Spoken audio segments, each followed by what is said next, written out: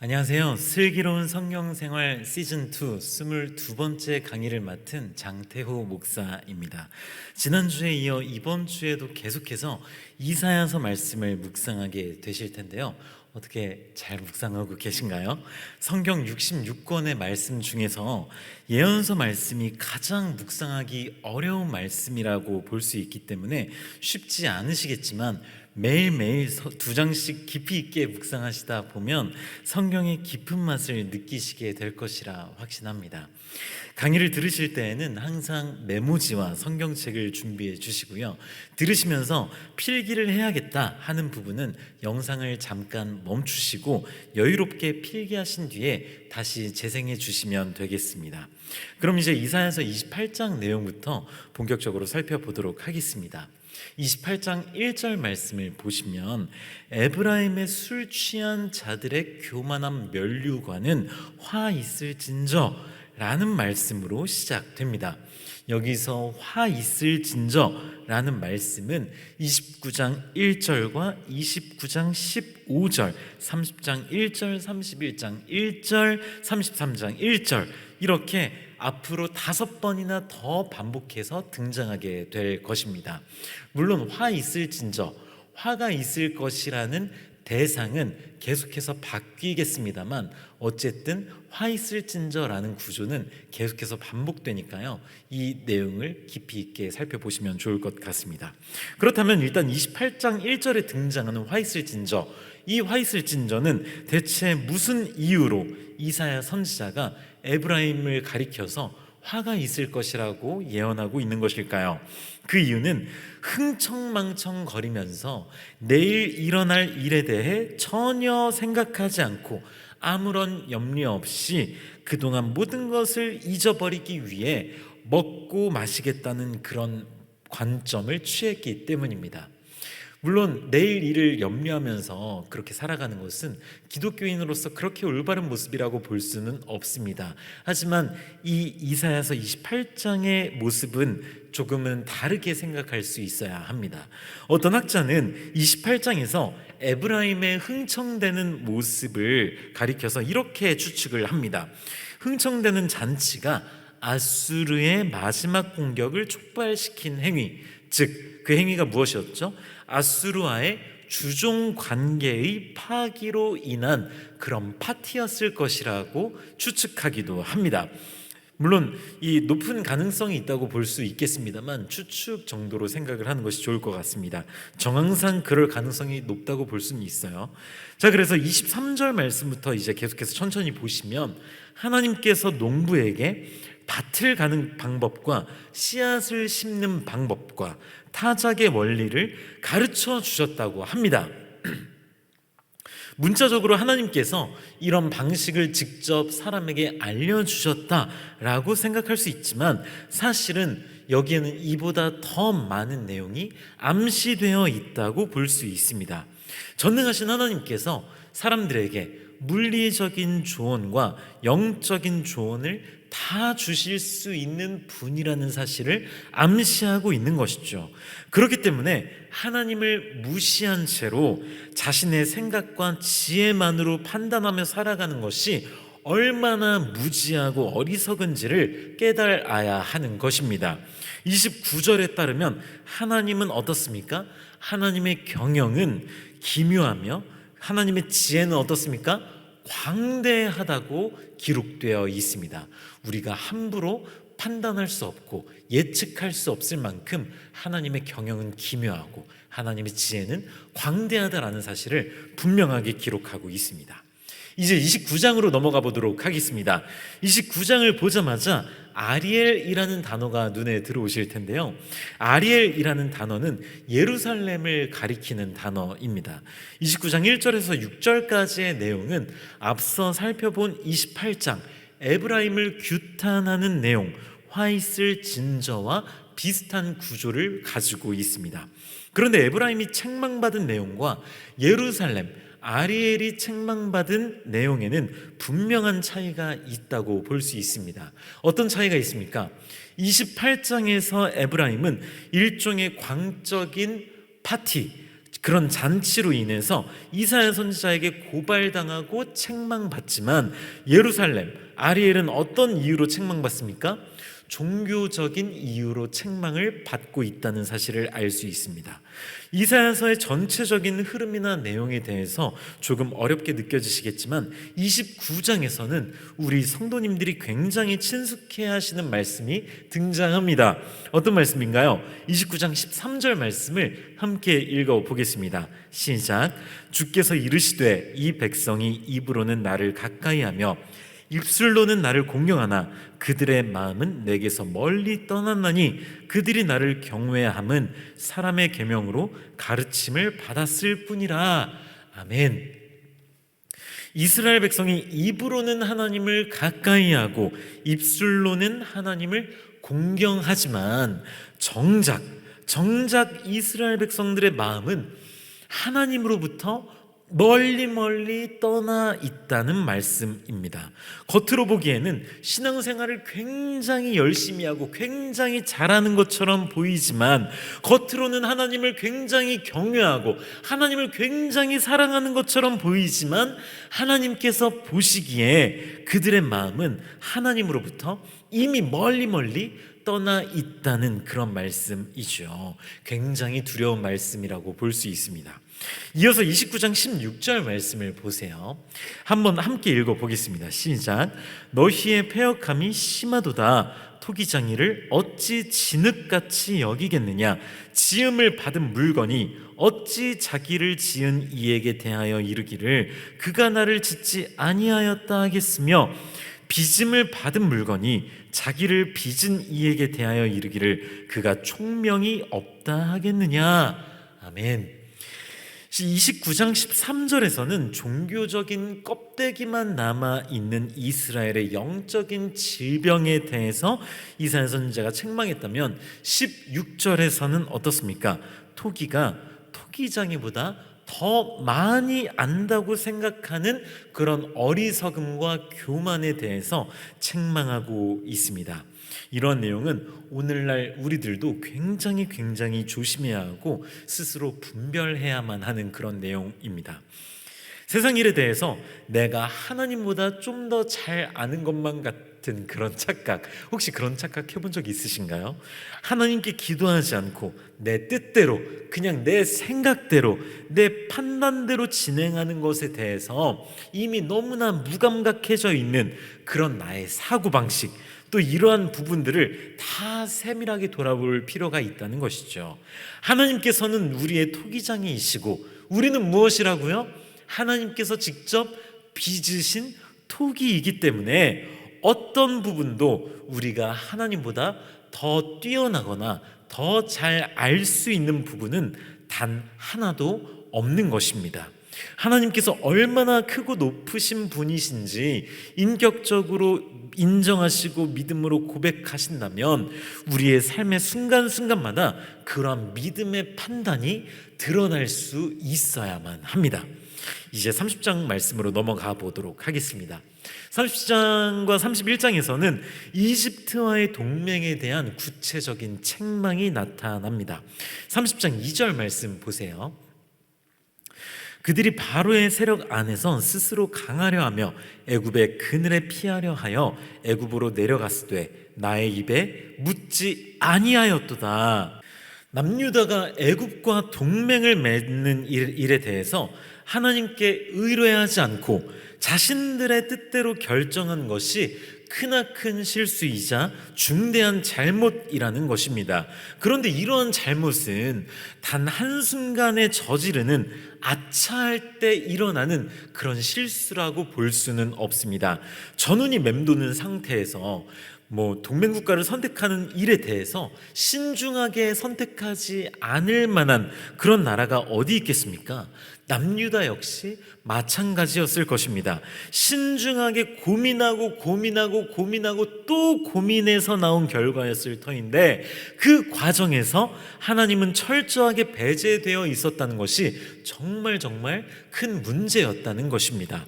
만약 남유다의 위정자들이 건강하고 바른 믿음을 가지고 가지고 있는 사람들이었다면 얼마든지 선지자를 통해서 하나님께 여쭈어 볼 수 있었을 것입니다. 하지만 그렇게 하지 않았죠. 아마도 남유다 위정자들은 애굽의 도움을 받을 수만 있다면 절대로 나라가 망할 일은 없을 것이라고 생각했을 것입니다. 하지만 이사야 선지자는 이에 대해서 무엇이라 말하고 있습니까? 30장 7절 상반절 말씀을 보세요. 애굽의 도움은 헛되고 무익하니라 라고 말하고 있습니다. 남유다 위정자들이 생각할 때 애굽만큼 강력한 나라, 애굽만큼 의지할 만한 강한 나라가 없었겠지만 하나님의 관점은 달랐던 것입니다. 정답은 그럼 무엇이었을까요? 남유다는 애굽이든 아수르든 어떤 나라든 하나님보다 다른 나라를 더 의지해서는 안 됐습니다. 동맹국가를 찾아 나서서 뭐 이렇게 물어보고 재고 이렇게 할 시간에 하나님 앞에 엎드려 회개하고 하나님의 구원의 손길을 믿고 의지하는 것, 이것이 바로 남유다가 취해야 할 모범 답안이었던 것입니다. 그러나 남유다는 어떻게 행동했습니까? 헛되고 무익한 애굽의 도움만을 기다렸습니다. 그 결과 남유다는 어떻게 되었죠? 30장 14절 말씀을 보세요. 그가 이 나라를 무너뜨리시되 토기장이가 그릇을 깨뜨림같이 아낌없이 부수시리니 라고 말씀하고 있습니다. 고대 근동 지방의 국제 정세가 어떻게 변하든 그것은 중요하지 않습니다. 여기서 핵심은 토기가 토기장이를 토기처럼 여겼다는 것에 있습니다. 뭐라고요? 토기가 토기장이를 토기처럼 여긴 것이 가장 큰 문제였다는 것입니다. 토기가 토기장이를 토기처럼 여기자 어떤 일이 일어납니까? 토기장이가 토기를 아낌없이 부수는 일이 일어나게 됩니다. 제3자가 이 상황을 볼 때 토기장이를 탓할 수 있을까요? 저 토기장이 아낄 줄을 모르네, 이렇게 손가락질을 할 수 있을까요? 자신이 만든 토기를 아낌없이 부수는 토기장이가 매정한 사람이라고 비난할 수 있을까요? 절대 그럴 수 없죠. 왜요? 토기는 토기장이의 것입니다. 그러니 토기는 자신을 만든 주인을 몰라보면 안 되는 것이죠. 주인을 몰라보는 토기를 아낌없이 깨뜨리는 것은 지극히 당연한 일이 될 수밖에 없습니다. 그런데 여기서 또 중요한 것은 무엇입니까?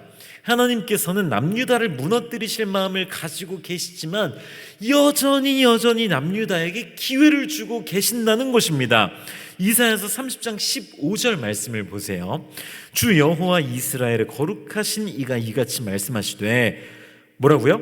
너희가 돌이켜 조용히 있어야 구원을 얻을 것이요 잠잠하고 신뢰하여야 힘을 얻을 것이거늘 너희가 원하지 아니하고 라고 말씀하고 있습니다. 여기서 돌이켜 조용히 있어야 라는 말씀은 남유다의 상황에 대한 하나님의 정확한 진단이라고 볼 수 있습니다. 남유다가 제대로 아는 것 하나도 없는 상태에서 자꾸 하는 것마다, 손 대는 것마다 자꾸 잘못하는데 계속해서 무언가를 하려고 한다면 오히려 실수만 저지를 수 있기 때문에 남유다가 자신의 대처 능력을 더 이상 고집하지 않고 더 이상 주장하지 않고 자신의 무기력함과 무능력함을 순순히 인정하고 고백한다면 하나님의 돌보심을 경험할 수 있을 것이라는 그런 말씀입니다. 그런데 남유다는 어떻게 했다고 합니까? 돌이켜 조용히 있기를 원했습니까? 원하지 않았습니까? 원하지 않았습니다. 남유다는 상황이 틀어졌을 경우에 말을 타고 도망갈 생각을 하고 있습니다. 16절 말씀을 보십시오. 이르기를 아니라 우리가 말 타고 도망하리라 하였으므로 너희가 도망할 것이요 또 이르기를 우리가 빠른 짐승을 타리라 하였으므로 너희를 쫓는 자들이 빠르리니. 남유다가 지금 무엇이라고 말했습니까? 말을 타고 도망갈 생각을 하고 있습니다. 상황이 좋지 않을 경우에는 빠른 말까지 탈 생각을 하고 있죠. 그런데 이사야 선지자는 무엇이라고 말합니까? 너희를 쫓는 자들이 더 빠를 것이다 라고 말하고 있습니다. 도망갈 궁리를 하고 있으나, 도망갈 비책을 세웠으나 그 비책은 아무짝에도 쓸모없는 방법이라고 말하고 있는 것이죠. 그러니 여기서 요점은 무엇인가 하면, 우리가 우리 자신의 힘과 속도에 의지할 때 언젠가는 우리는 우리보다 더 빠르고 강한 누군가를 만나게 될 것이다 라는 것입니다. 본인이 생각할 때는 빠른 말을 구했으니 절대 잡힐 일이 없겠다, 만약 그런 비상사태가 발생했을 때 빠른 말 타고 도망가면 그래도 목숨은 부지할 수 있을 것이다, 이렇게 생각할 수 있겠습니다만 현실은 그렇지 않을 것이라는 말입니다. 자, 그래서 문제는 17절에서 절정에 다다르는데요. 17절 말씀 보세요. 한 사람이 꾸짖은즉 천 사람이 도망하겠고, 다섯이 꾸짖은즉 너희가 다 도망하고, 너희 남은 자는 겨우 산 꼭대기에 깃대 같겠고 산마루 위에 기치 같으리라 하셨느니라. 적군 한 사람이 소리치면 아군 몇 명이 도망간다고 합니까? 1000명이 도망간다고 합니다. 또 적군 5명이 소리치면 어떻게 된다고 합니까? 모든 아군이 다 도망갈 것이라고 말씀합니다. 그런데 성도님들, 이 말씀 어디서 많이 본 말씀처럼 느껴지지 않으시나요? 여호수아 23장 10절 말씀을 보시면 노란 글씨만 보세요. 너희 중 한 사람이 1000명을 쫓으리니 라고 말씀하고 있습니다. 한 사람이 1000명을 쫓을 것이다. 그런데 이 말씀이 지금 정반대가 된 겁니다. 그런데 여호수아서에서 말씀한 이 너희 중 한 사람이 1000명을 쫓으리니, 이 말씀은 어떻게 가능할 수 있었던 것입니까? 사람의 힘과 능력을 떠나서, 군대의 규모와 훈련된 정도를 떠나서 하나님께서 이스라엘 대신 싸워주시기 때문에 한 사람이 1000명을 쫓을 수 있을 것이라고 말씀하신 겁니다. 그런데 그 상황이 지금 어떻게 역전되었습니까? 적군 한 사람이 소리 지르니 어떻게 되었습니까? 1000사람이 도망가게 될 것이라는 말씀으로 완전히 정반대의 상황으로 역전이 되어 있다는 사실을 알 수 있습니다. 자, 그래서 우리는 이 말씀을 보면서 하나님을 단회적으로 단 한 번 믿기만 하면, 단 한순간 믿기만 하면, 단 한순간 믿음을 고백하기만 하면 무슨 보증수표를 받은 것처럼 영원 무궁토록 축복받는 것이 아니라는 사실을 알 수 있습니다. 한 사람이 적군 1000명을 쫓아낼 수 있는 것은 그 사람이 하나님을 믿기 때문에, 하나님께서 대신 싸워주실 것이기 때문에 가능한 일이지만, 그 유효 기간은 그 사람이 하나님을 온전히 신뢰하며 하나님의 인도하심을 따라가는 그 인생 가운데 일어날 수 있는 일을 말하고 있는 것이지, 하나님을 잠깐 믿었다가 떠났을 때 그럼에도 불구하고 너 나 사랑했었지, 그래 내가 너 도와줄게 하고 그 믿지 않는 사람으로 하여금 1000사람을 쫓아낼 수 있게 해준다는 말이 아니라는 것입니다. 그러니까 한 사람이 적군 1000명을 쫓아내려면, 그런 하나님의 역사심을 체험하려면 하나님과의 언약 관계 안에서 그분의 인도하심을 따라서 매일매일을 살아가는 하나님의 거룩한 자녀들에게 주어지는 특권이자 유익이라는 사실을 기억해야겠습니다. 이어서 18절 말씀 보세요. 그러나 여호와께서 기다리시나니 이는 너희에게 은혜를 베풀려 하심이요 일어나시리니 이는 너희를 긍휼히 여기려 하심이라. 대저 여호와는 정의의 하나님이심이라. 그를 기다리는 자마다 복이 있도다. 아멘. 앞서 살펴본 17절 말씀에서 한 사람이 꾸짖은즉 1000사람이 도망하겠고, 5이 꾸짖은즉 너희가 다 도망가고 너희 남은 자는 겨우 산 꼭대기에 깃대 같겠고 산마루 위에 기치 같으리라, 이렇게 말씀하셨었죠. 그 말씀대로 결국 어떻게 되었나요? 남유다가 결과적으로 멸망당했습니다. 왜 그렇게 되었습니까? 하나님을 의지하지 않고 애굽을 의지했기 때문이었죠. 그러므로 이스라엘이 구원을 받으려면 어떻게 했었을까요? 애굽을 의지하지 말고 하나님을 온전히 의지하며 기다릴 수 있어야만 했습니다. 하지만 그렇게 하지 않았죠. 18절 말씀, 방금 읽어본 18절 말씀에서 무엇이라고 말씀합니까? 그를 기다리는 자마다 복이 있도다. 그를 기다리는 자마다 복이 있도다라고 말씀하고 있습니다.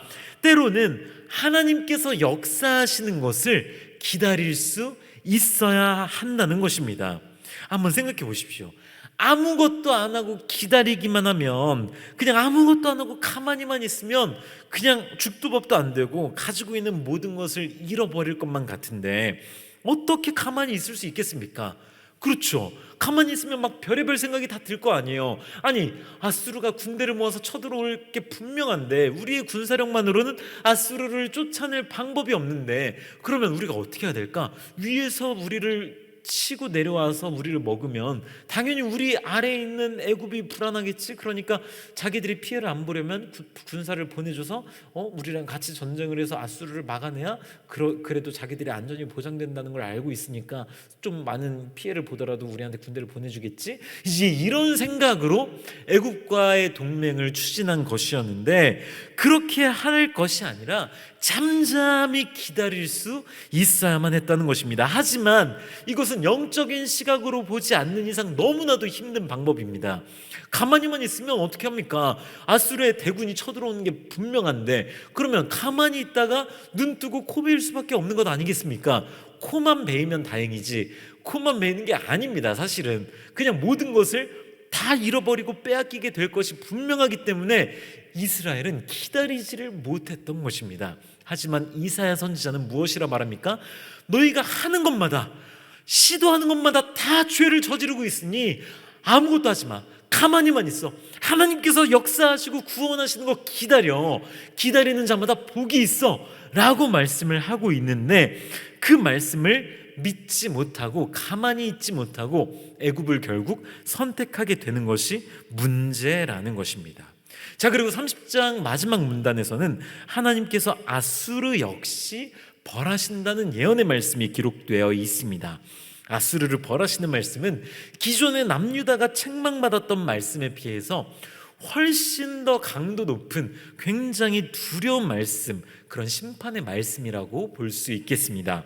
먼저 27절 말씀을 보시면, 보라, 여호와의 이름이 원방에서부터 오되 그의 진노가 불붙듯 하며 빽빽한 연기가 일어나듯 하며 그의 입술에는 분노가 찼으며 그의 혀는 맹렬한 불 같으며. 자, 이 진노의 말씀이 얼마나 무서운지 표현 자체가 남다릅니다.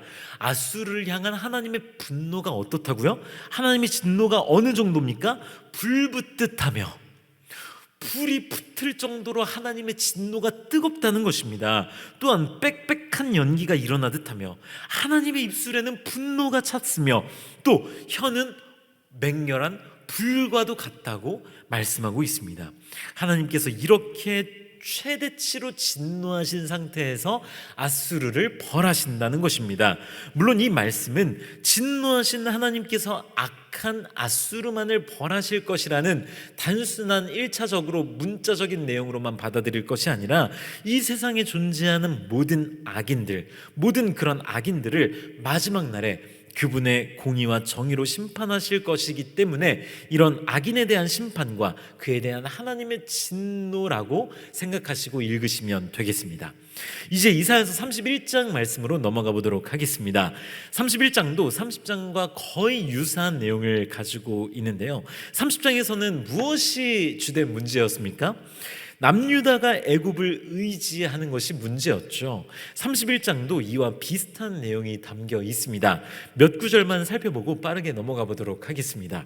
먼저 31장 1절 말씀 보세요. 도움을 구하러 애굽으로 내려가는 자들은 화 있을진저 그들은 말을 의지하며 병거의 많음과 마병의 심히 강함을 의지하고 이스라엘의 거룩하신 이를 앙모하지 아니하며 여호와를 구하지 아니하나니 라고 기록되어 있습니다. 애굽의 도움을 구하는 자들에게 화가 있을 것이라고 분명하게 기록하고 있습니다.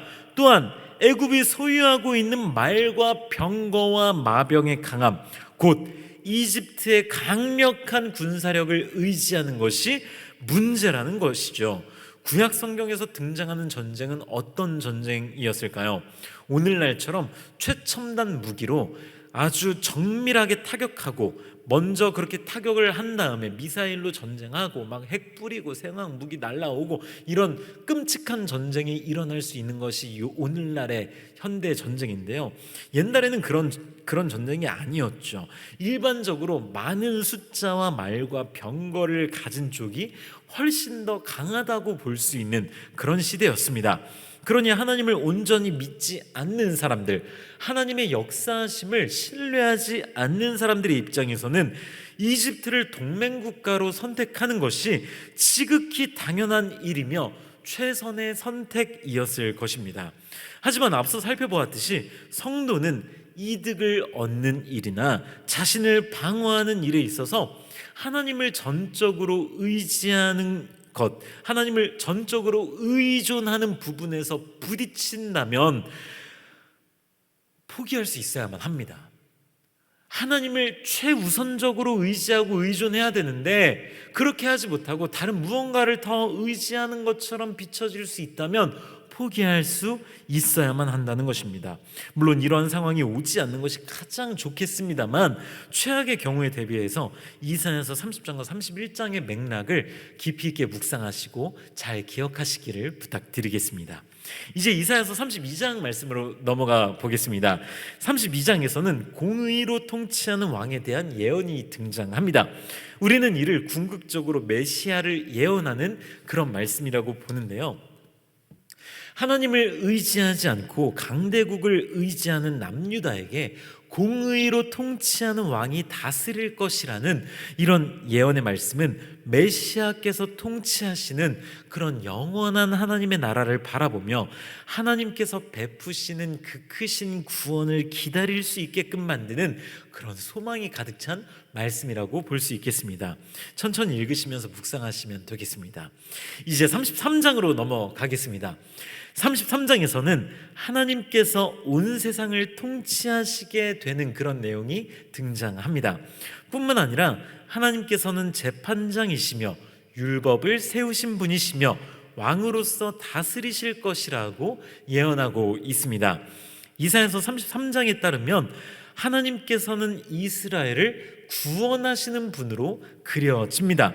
강의를 들으시는 성도님들 중에서 개인적으로 구약 성경 말고 신약 성경을 좀 더 많이 읽으신 분들의 경우에는 구원이란 좀 뭔가 느낌적인 느낌에 따르면 하나님이 아니라 뭔가 좀 더 예수님에 가깝지 않나, 그렇지 않습니까? 예수님이 뭔가 우리를 위해서 십자가에 달려 돌아가시고 그러셨으니까 구원이라는 말을 할 때에는 보통 예수님을 말씀하는 게 좀 맞지 않나? 이렇게 생각하는 경우가 있을 수 있는데요, 사실 구약 성경에 따르면 원조는 하나님이죠. 그래서 구원은 하나님께 있다, 이런 표현이 전혀 어색하거나 이상하거나 잘못되었다고 볼 수는 없습니다. 그래서 우리가 지금 읽고 있는 이 33장 이 말씀 역시 굉장히 당연하고 자연스러운 말씀으로 받아주시면 되겠습니다. 왜냐하면 하나님께서 기쁘신 뜻에 의해서 택함 받은 자녀들을 창세전에 예정하셨기 때문에, 물론 그때도 삼위일체 하나님은 계셨죠. 그렇기 때문에 구원은 하나님께도 있다고 볼 수 있어야만 한다는 것이에요. 자, 그래서 그렇기 때문에 이사야서 33장에 등장하는 이 구원자 하나님의 이미지, 이런 이미지는 우리에게 굉장히 친숙해야만 합니다. 자, 그래서 이 하나님의 이미지는 어떤 이미지입니까? 재판장이시며 율법을 세우신 분이시며 왕이시며 구원자이신 하나님이라는 것입니다.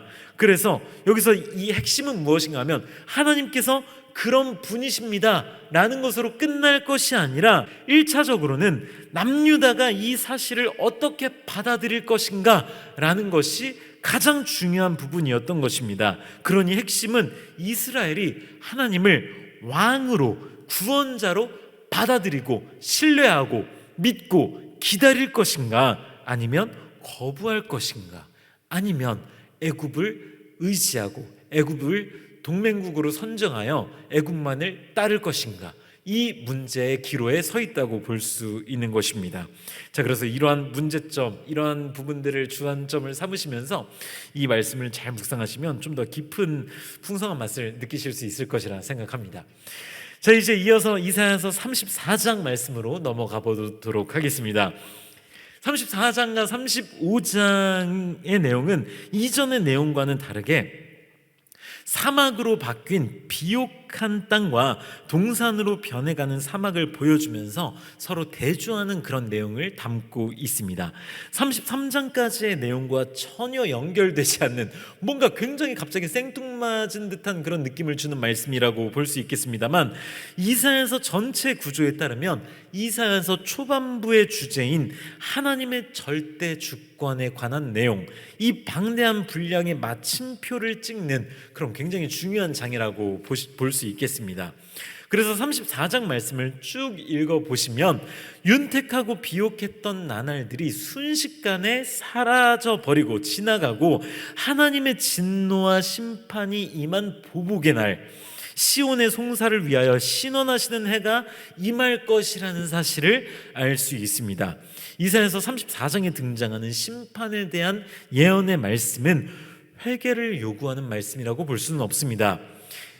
다른 무서운 말씀들을 볼 때 그 말씀이 너 진짜 혼나? 그러니까 돌아와야 해, 이런 의미로 주시는 말씀도 있지만, 이 말씀은 돌아와야 해 라는 말씀이 아니라 심판이 임할 것이라는 팩트를 전하고 있는 사형 선고와도 같은 그런 무서운 두려운 진노의 말씀이라고 볼 수 있겠습니다. 계속해서 34장 말씀을 보시면 하나님의 진노와 책망이 여호와의 칼로 나타나는데요, 이 여호와의 칼은 비유적인 표현이라고 볼 수만은 없습니다. 왜냐하면 큰 사륙이 있을 것이라고 말씀하기 때문인데요, 나머지 내용은 천천히 잘 읽어보시면 이해되실 것이라 생각합니다. 이어서 35장 말씀으로 넘어가 보도록 하겠습니다. 앞서 말씀드린 바와 같이 34장과 35장의 분위기는 서로 정반대 느낌을 주고 있습니다. 35장 1절부터 무엇이라 말하고 있습니까? 광야와 메마른 땅이 기뻐하며 사막이 백합화 같이 피어 즐거워하며, 광야와 메마른 땅이 기뻐하고 사막이 즐거워한다고 말하고 있습니다. 그런데 34장에서는 어땠습니까? 34장의 분위기, 34장에서는 기름지고 윤택한 에돔 땅이 사막 땅으로 변하지 않았습니까? 그런데 35장에서는 사막이 어떤 땅으로 변합니까? 동산으로 변합니다. 구체적으로 어떤 사막이 동산으로 바뀌는지는 우리가 확실하게 알 방법이 없습니다. 따라서 이 사막이 무엇을 가리키느냐, 이 부분이 너무너무 궁금한 나머지 학자들마다 서로 추론하고 추측하는 내용들이 각양각색이었습니다. 어떤 학자들은 이 사막을 유다를 가리키는 것으로 이해하기도 했고요, 또 다른 어떤 학자들은 포로로 끌려간 남유다 백성들이 건너야 할 수리아 사막을 가리키는 것이다 라고 보는 학자들도 있었습니다. 하지만 우리는 이 사막이 대체 무엇을 가리키는가, 여기에 너무 궁금하지 않아도 괜찮습니다. 사실 이 강의를 하고 있는 저도 굉장히 궁금하긴 합니다. 이 자리에서 제가 좀 시원하게 이 사막은 무엇입니다, 이렇게 딱 말하면 얼마나 속이 시원할까요? 저도 너무 궁금하고 의문점이 생기지만 명쾌하게 말씀을 드릴 수 없는 부분이기 때문에 알지 못하는 부분은 알지 못하는 것으로 남겨두고 넘어가 보도록 하겠습니다. 자, 그렇다면 여기서 이제 진짜 좀 중요한 의문점이 생기는데요, 도대체 이사야서의 저자인 이사야 선지자는 사막이 동산으로 변하게 된다고 예언할 때 이 사막이 무엇이냐라는 것을 왜 밝히지 않았을까요? 이사야 선지자는 아무것도 모르는 채로 환상 중에 사막이 그냥 동산으로 바뀌는 것을 보고 그냥 그것을 단순하게 기록한 것이 전부였다고 생각해야 될까요, 우리는?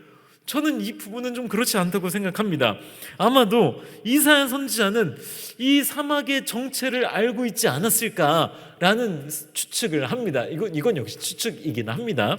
이사야 선지자는 우리보다는 훨씬 더 뭔가 직접적으로 계시의 말씀을 받은 사람이기 때문에 알 수 있지 않을까라는 생각을 합니다만, 그러니까 제가 드리고 싶은 말씀은 무엇인가 하면, 이사야 선지자가 저자로서 의도적으로 사막이 무엇인가에 대해서 기록하지 않았다고 생각하는 것입니다.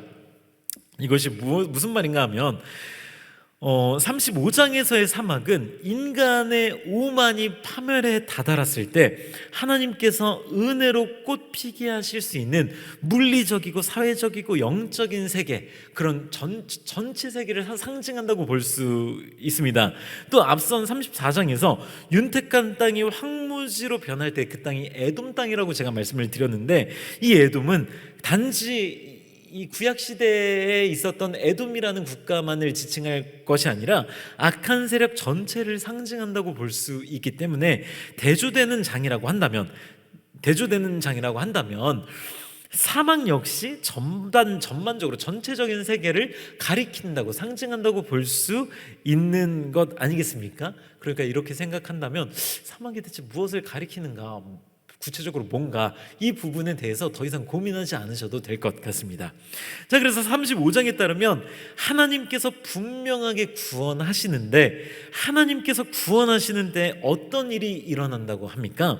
5절부터 7절 말씀을 함께 읽어보겠습니다. 굉장히 중요한 말씀이니까 찬찬히 같이 읽어볼게요. 시작. 그때 맹인의 눈이 밝을 것이며 못 듣는 사람의 귀가 열릴 것이며 그때 저는 자는 사슴같이 뛸 것이며 말 못하는 자의 혀는 노래하리니 이는 광야에서 물이 솟겠고 사막에서 시내가 흐를 것임이라.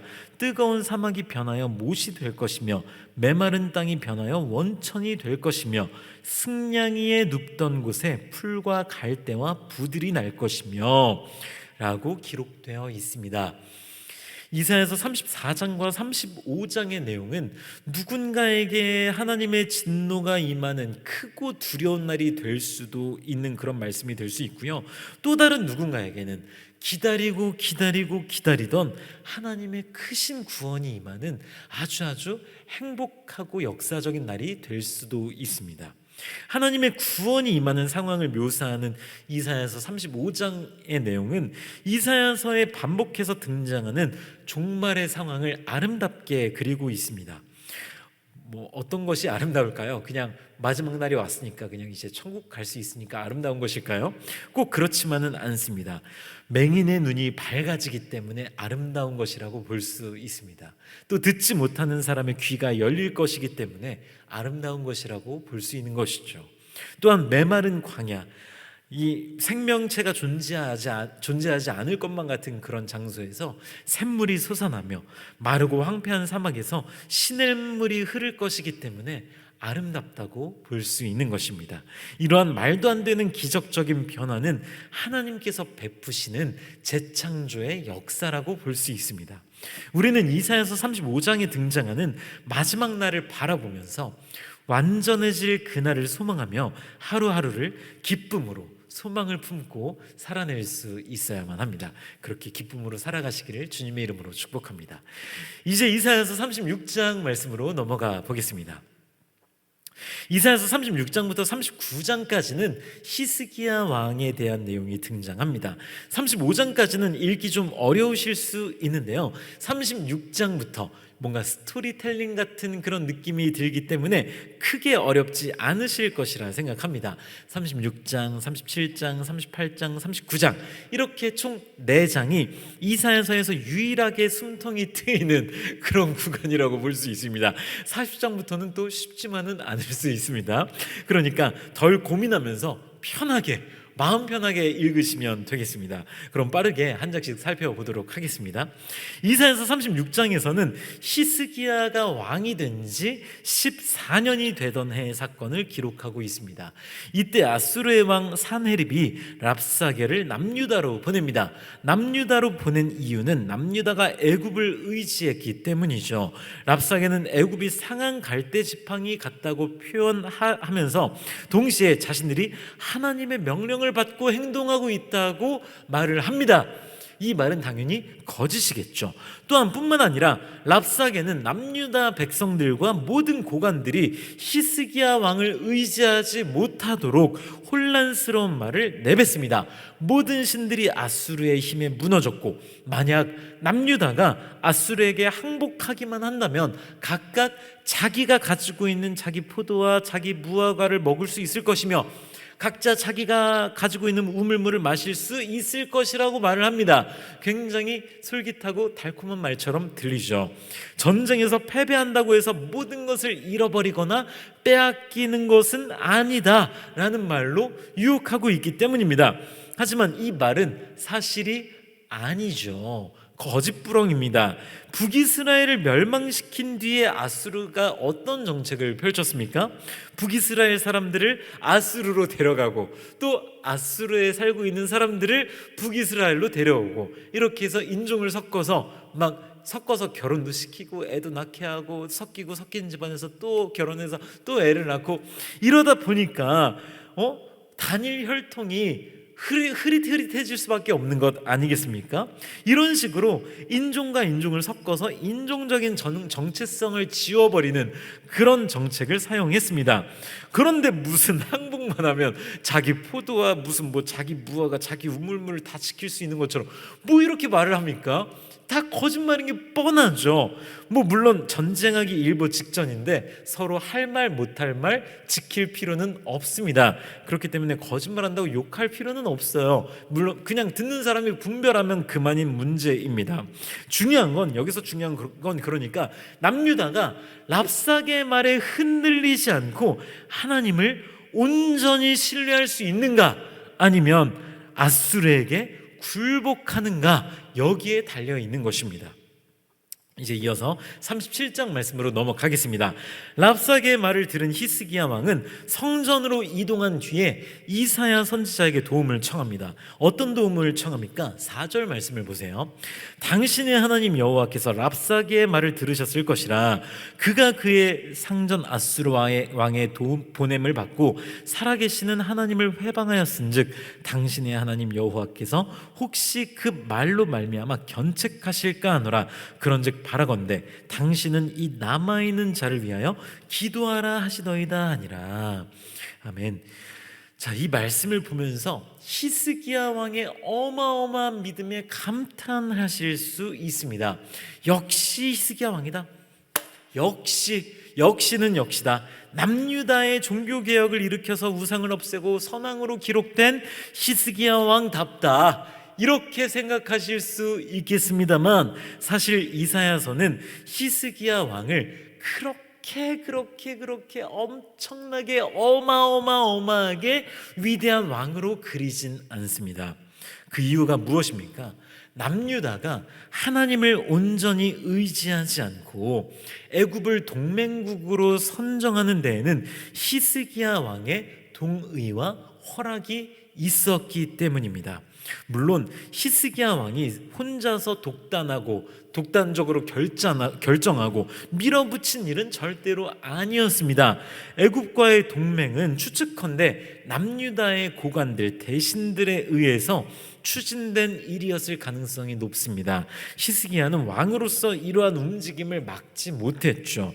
그렇기 때문에 무조건 히스기야가 위대하고 훌륭한 왕이다 라고 무조건적인 칭찬만을 할 수는 없다는 이야기입니다. 하지만 여기서 히스기야 왕이 위대한 점은 무엇입니까? 자신의 과오를 인정하고 진심으로 회개하고 하나님을 의지하고자 하는 마음을 다시금 드러냈다는 데에 있습니다. 히스기야 왕은 랍사게의 말에 대해서 침묵을 명령하고 즉시 성전으로 이동합니다. 이사야 선지자에게 중보 기도를 요청하기 위해서 이동한 것이었죠. 히스기야 왕이 뻔뻔하게 얼굴에 철판을 깔고 도움을 요청하는 것이 아니라 자신의 오판을 인정하면서, 자신의 실수를 인정하면서 겸손하게 선지자에게 도움을 요청하는 점은 우리가 본받아야 한다고 볼 수 있겠습니다. 자, 그런데 이 근거를 어디서 찾을 수 있는가 하면 이사야서 37장 3절 말씀에 나와 있습니다.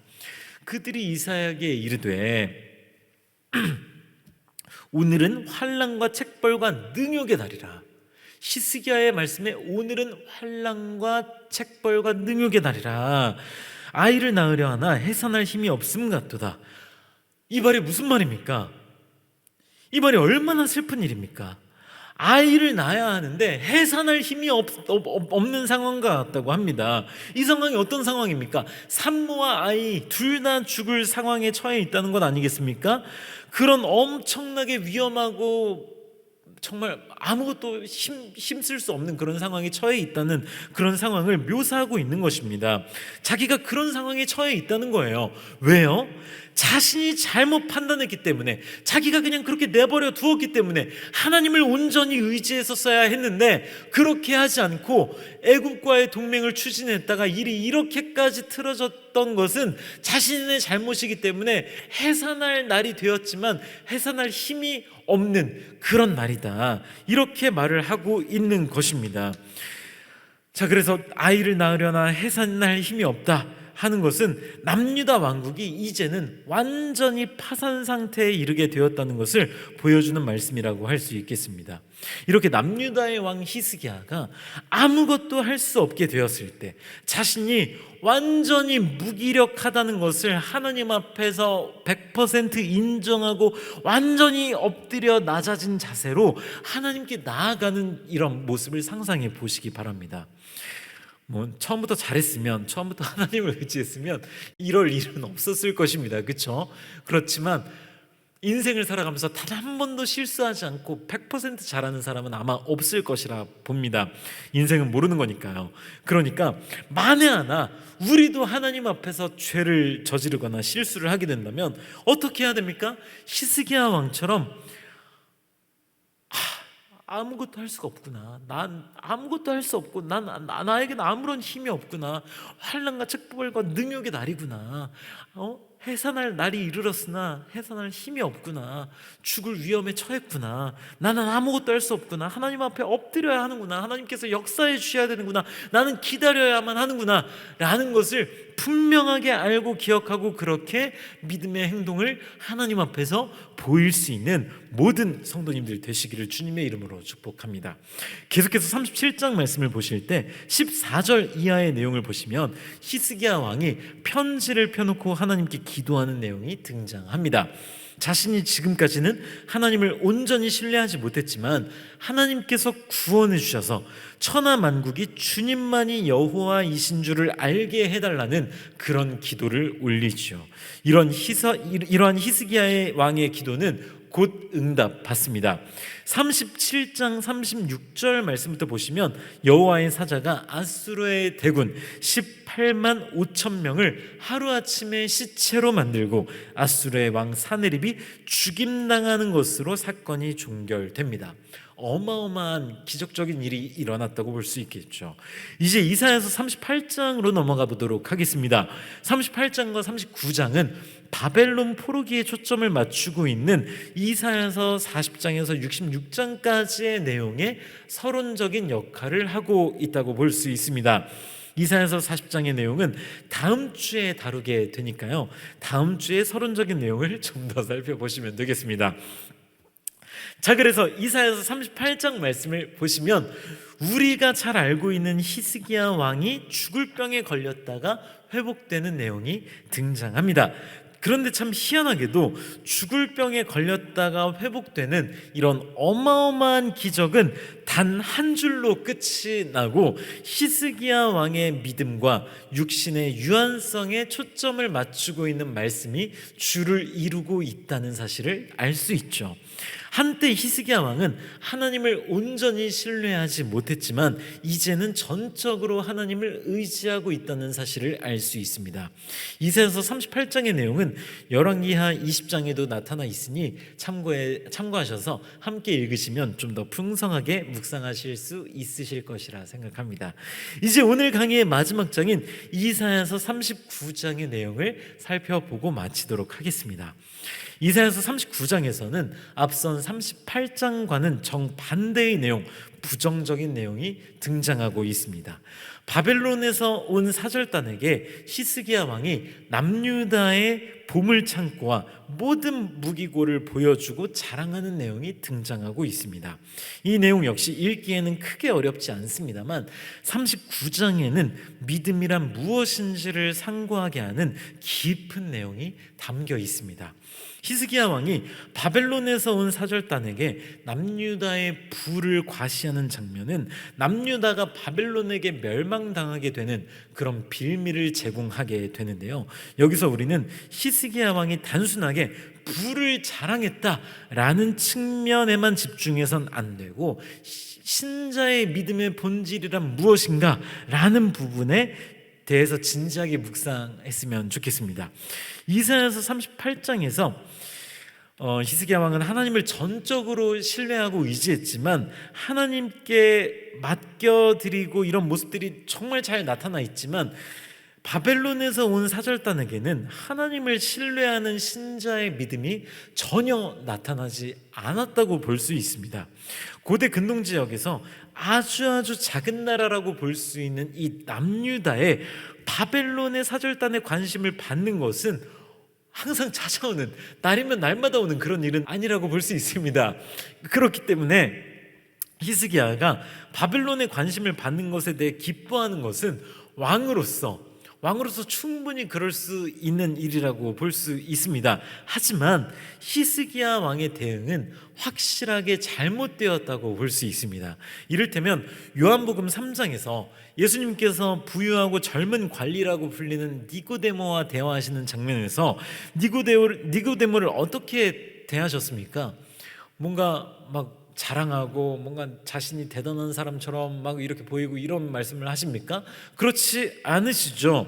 뭐 상대방이 누구든 상관없이 나보다 힘이 있고 돈이 많고 뭐 그런 사람이라든지 아니면 나보다 힘이 연약하고 조금 낮아 보이는 사람이라고 하든지 상관없이 상대방의 환심을 사기 위해서 어떤 행동을 할 필요는 전혀 없다는 거예요.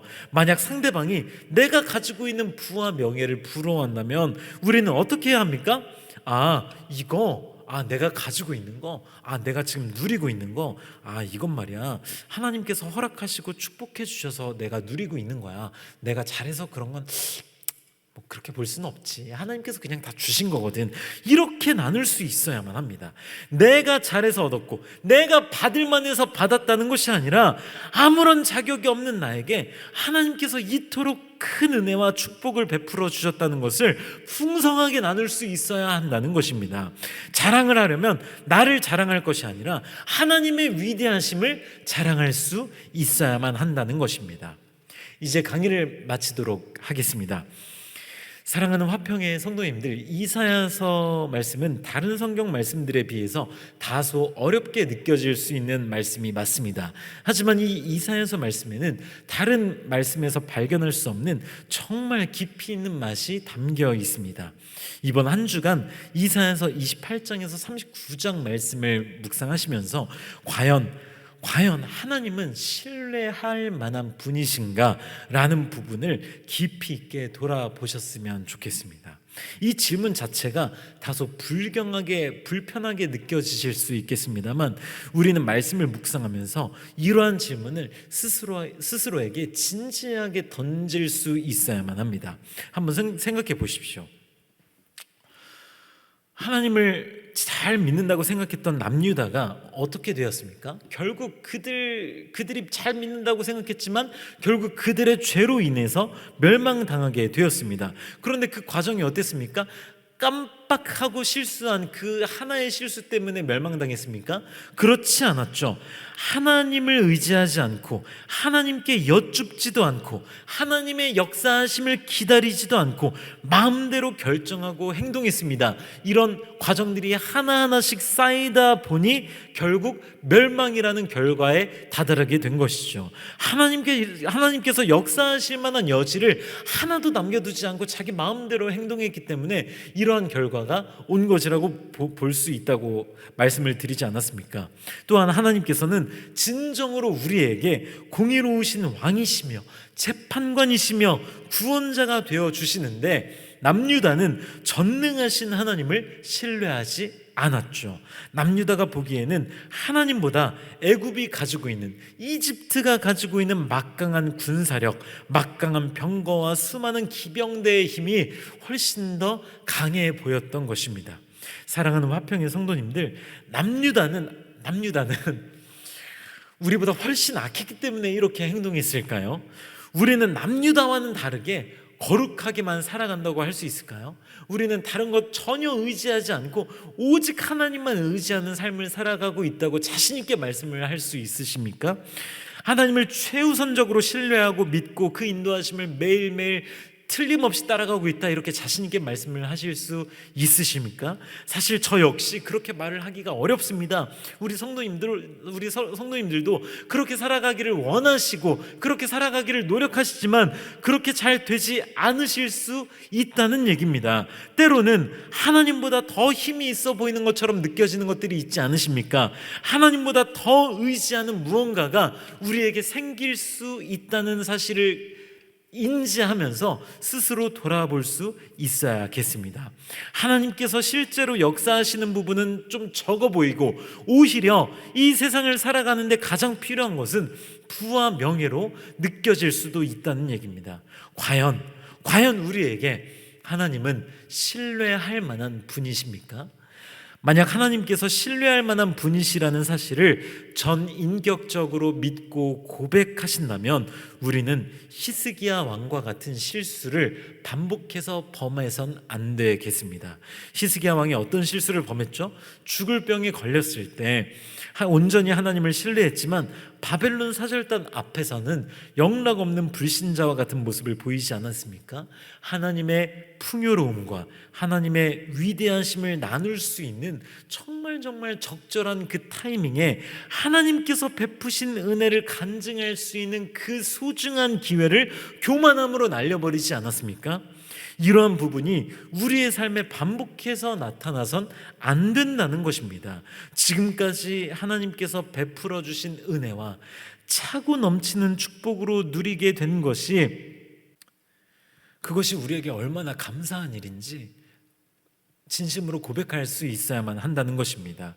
오로지 내 능력만으로 이룬 것처럼 다른 사람들 앞에서 자랑스럽게 교만함을 뽐내면서 말을 해서는 안 된다는 것입니다. 믿음은 신자의 삶의 일부여야만 합니다. 특별한 순간에만 믿음이 발현되는 것은 건강한 믿음이라고 볼 수 없습니다.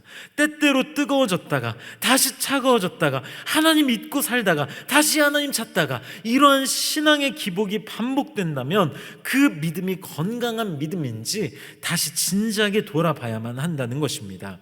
믿음이 우리 삶에서 일종의 부적처럼 변질되지 않도록 우리의 실생활 가운데 끊임없이 믿음의 행위가 나타나야만 하고 우리의 말과 생각에서 성경적인 가치관과 세계관이 나타날 수 있도록 스스로를 잘 가꾸어야만 할 것입니다. 이번 한 주간 이사야서 말씀을 깊이 있게 묵상하시면서 하나님은 과연 신뢰할 만한 분이신가? 이 질문을 끝없이 스스로에게 던지시면서 믿음을 지키시고 삶으로 드러내며 살아가시는 모든 성도님들 되시기를 주님의 이름으로 축복합니다. 기도하고 마치겠습니다. 하나님 감사합니다. 하나님께서 하나님 되심을 우리에게 수차례 보여주셨음에도 불구하고 하나님을 온전히 신뢰하지 못하는 우리의 모습을 돌아보게 하시니 참으로 감사를 드립니다. 하나님과 강대국 사이에서 갈등하고 결국 강대국을 의지하는 남유다의 모습을 바라보게 하여 주시고 이러한 모습과는 다르게 우리는 온전히 하나님 한 분만을 신뢰할 수 있도록 주님 인도하여 주시옵소서. 하나님께서 과연 우리에게 어떤 분이신지를 깊이 묵상하는 한 주가 되게 하여 주시고 만약 지금까지 우리가 하나님을 100% 의지하지 못하며 살아왔다면 우리의 마음을 돌이켜 회개하고 하나님의 구원하심을 바라보며 주님의 역사하심을 기다리는 법을 배우는 한 주가 되게 하여 주시옵소서. 어렵게 느껴지는 이사야서 말씀이지만 성령 하나님의 조명하시는 역사를 통해서 매일매일 말씀을 묵상하며 꿀송이보다 달콤한 이 말씀의 맛을 100% 누릴 수 있도록 주님 인도하여 주시옵소서. 감사드리며 예수 그리스도의 이름으로 기도드리옵나이다. 아멘.